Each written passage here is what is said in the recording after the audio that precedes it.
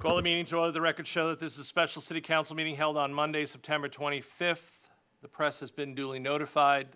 All members of council are present with the exception of Councilwoman Jennifer Stalford. Would everyone please stand and join me in the Pledge of Allegiance? I pledge allegiance to the flag of the United States of America and to the republic for which it stands, one nation, under God, indivisible, with liberty and justice for all. Council is going to remain standing for a moment of silence. You are welcome to join us, if you would.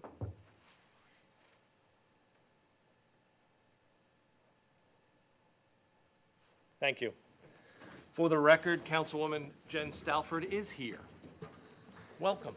Right on time. Item number 1 on the agenda is under unfinished business, is the second reading of an ordinance for receipt of revenue and accounting of expenditures for the fiscal year 2017-18 budgets. City Manager Charlie Funderburk. Thank you, Mr. Mayor. Members of council, as the mayor stated, tonight before you is the second reading of an ordinance for the receipt of revenues and the accounting of expenditures for FY 2017-2018 budgets. For the record, I will read the amounts for each of the funds. General fund budget in the amount of $8,925,571. Beach and Swim Center in the amount of $185,607. Utilities in the amount of $4,571,484. Stormwater in the amount of $490,340. Events and tourism in the amount of $75,720. And hospitality tax in the amount of $240,000. As council has already given a favorable first read to this ordinance, staff would request a favorable second at this time.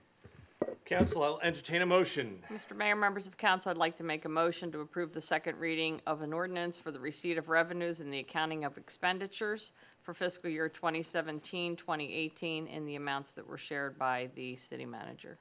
I have a motion by Dottie Hersey. Do I have a second? Second with discussion. Second by Jen Stalford for discussion. Go ahead. I was just curious, I know with the outlining of the new recycle trash schedule, you were saying there was, to the email that you had sent council, there was a slight savings, which is why they are initiating this more effective route, or they hope it will be. But I did not notice a change in the budget. Is it hoping for the best, but planning for the worst? We budgeted for the amount that was provided to us from the provider, and as we're able to see those savings coming from him off of the rate that was provided to us, then we would come back to council as part of the budget amendment to account for that decrease. But we did leave it at the funded at the higher amount. Yes, ma'am. Okay.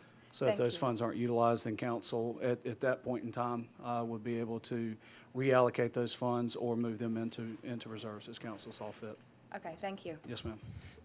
For the record, that number is $710,000 we pay for trash pickup. Any other discussion? Call the question. All in favor, signify by saying aye. Aye. Unanimous. Item number 1B on the agenda is the second reading of an ordinance to grant an easement to 31001 Executive Point. City Manager Charlie Funderburk. Thank you, Mr. Mayor, members of council. Again, this is ordinance to grant an easement from or to the owner of 31001 Executive Point Drive. The easement would be tied to the property, not specifically the owner. And this would allow them to widen a portion of their driveway into what is technically part of Pitcairn Park, but again, as stated at your previous meeting and during the first reading, will not impact the usage of the park at all as it currently sits. And we would ask for council's favorable approval at this time. Thank you, Charlie. Jen? Mr. Mayor, members of council, motion to approve second reading of an ordinance to grant an easement to 31001 Executive Point Drive. I have a motion by Jen Stalford. Do I have a second? Second. Second by Dottie Hersey. By a nose. I have one question. Is the easement perpetual? Or does it have any time limitation, or it's just, It's perpetual. thank you. Any other questions from council? There being none, call the question. All in favor, signify by saying aye. Aye. Unanimous. Item number 2A on the agenda is a discussion regarding the flag at the clubhouse cell tower. I'm going to pass this off to Charlie, but before I do, I want to state the reason why it is on the agenda. It is because I get questions, phone calls, text messages, emails, I don't know if the rest of the council does, asking why the flag is not up. Yes. So I thought it would be important for us to have this discussion because my last conversation with Charlie, it was not looking good that that flag was going up anytime soon. But because of the work that he and Tim did on the idea of getting the flag up sooner, I'd like him to tell the rest of council what the plans are. Thank you, Mayor.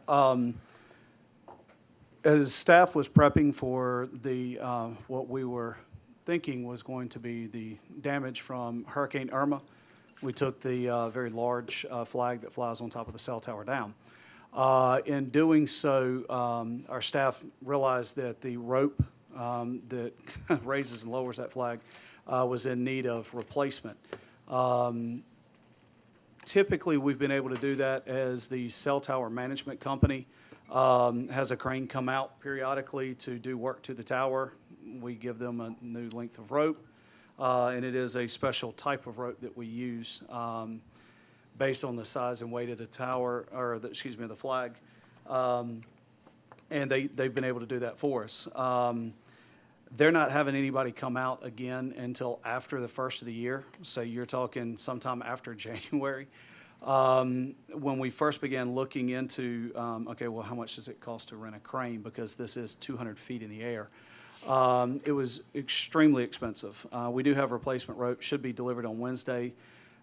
There is a way that we have been successful in the past in restringing that ourselves without the use of a crane. But if that doesn't work, it's basically by joining the two ropes together, pulling the old rope out through this pulley system 199 feet in the air. If that doesn't work, then we will need to go the route of renting a crane. Tim has worked diligently over the last several days in talking to area crane providers, I will say. He was able to get one in at a reasonable price considering what they would have to go to, but it is a $3,600 expense that we can pick up in our next fiscal year, because it wouldn't be until the earliest next week before they would be able to come out. That is the new fiscal year. But that's the cheapest price we could get on setting up a crane of the right size with the operator to go up there and restring the replacement rope. Again, this may all be for naught. Yeah, if things go according to plan on Wednesday, the flag will go back up on Wednesday once we get that new rope. But if that doesn't work, realistically, our two options are to go to rent or pay this company to come out on the crane rental, or wait until the next time that the cell tower company comes out with a crane to do maintenance on the tower itself. If we rented a crane, would our people be the people going in it, or would it be someone No, else? ma'am, we would have the Because crane, I would be yeah. totally against that, for Yes. the obvious The reason. crane operator in a bucket at the top of the crane, Okay. harnessed in, all that good stuff. I Thanks. don't know that I've got any takers of anybody to go up onto the top of the Oh, crane. no. So Charlie, in order for us to, we find out on Wednesday that we can't string the rope and we got to get a crane in to fix it. That means you need to come back to council in October. No, we can do it through the, So you don't need a motion from us to get it done. unless council is just adamantly against spending those funds, then we can accomplish it through the maintenance of Glennon Center Clubhouse line item budget in the new fiscal year, unless there are adamant objections from council in us doing so. Obviously, we just assume from a staff perspective not to spend that money if we don't have to, but yeah, I will obviously leave that to council as to whether you're against that or not. Any other council discussion? No. Good. So what's the will of council if they, so Charlie doesn't have, Gotta have a flag. Charlie can spend the money to fix it, but that affects the budget that we just approved. Does council want to do it? Give Charlie permission to, when it comes in that we can't fix it this way, do we want to give him permission now to move forward, spending no more than, I don't know, $3,600 to fix it? Absolutely. So, Personally, I think it's a no-brainer. okay.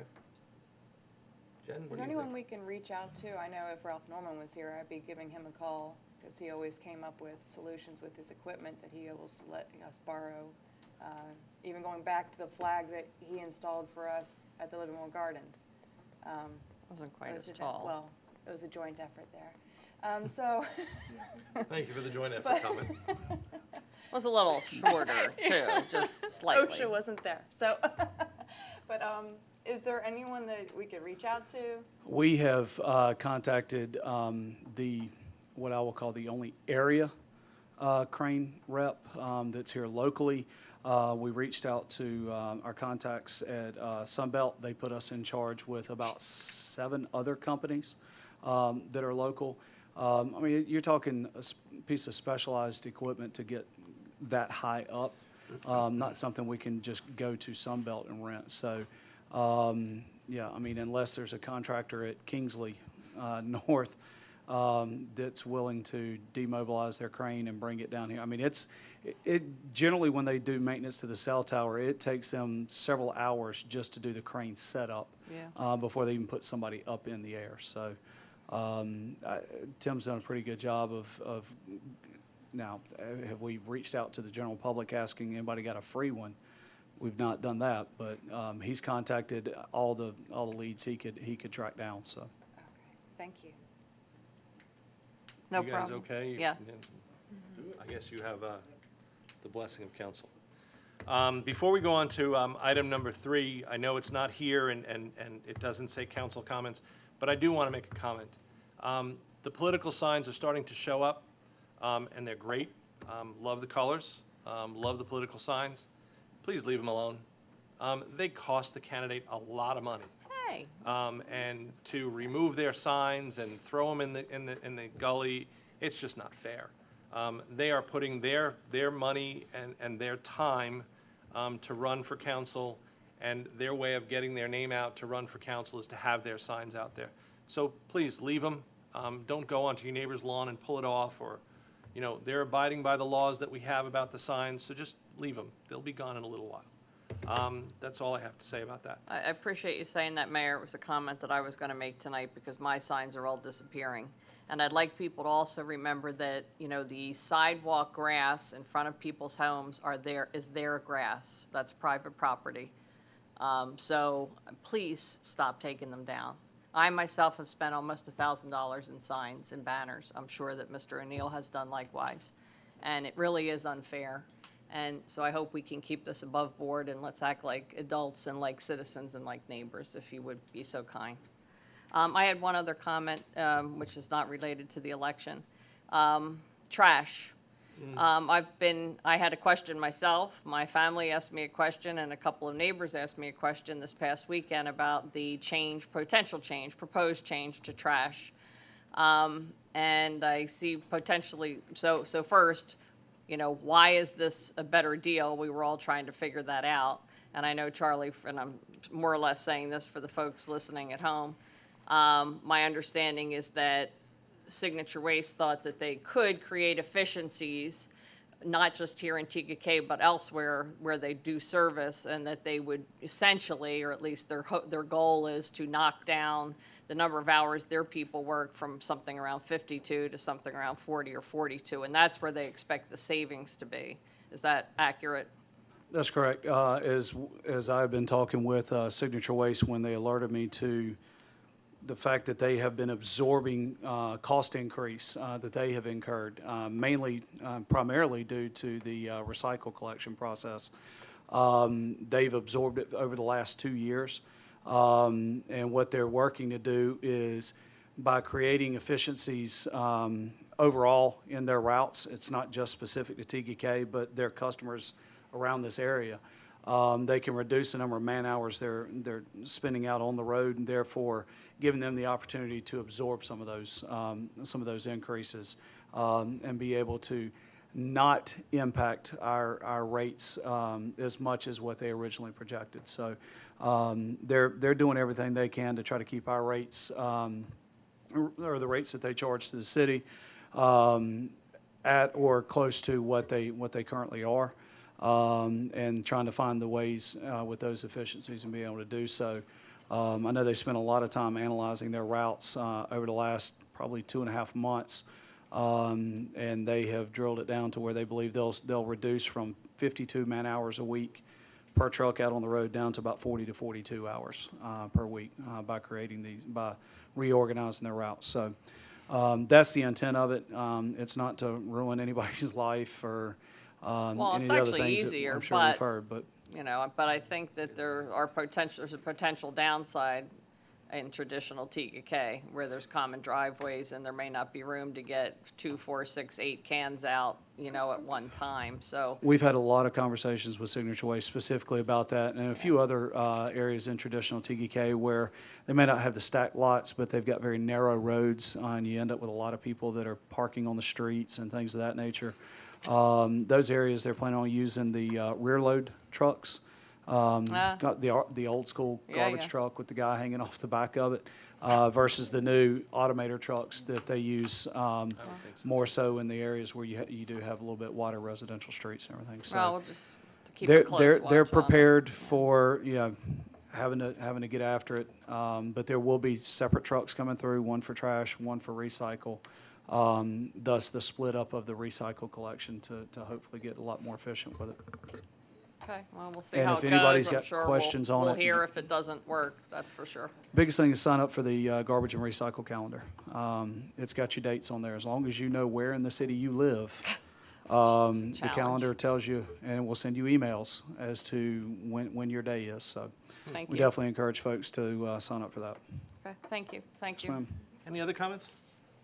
Actually, beautification committee has a work day tomorrow morning at 8 a.m. and we'd be spreading mulch. If you have a wheelbarrow, a pitchfork, gloves, just an able body, we'd love to have you. All right.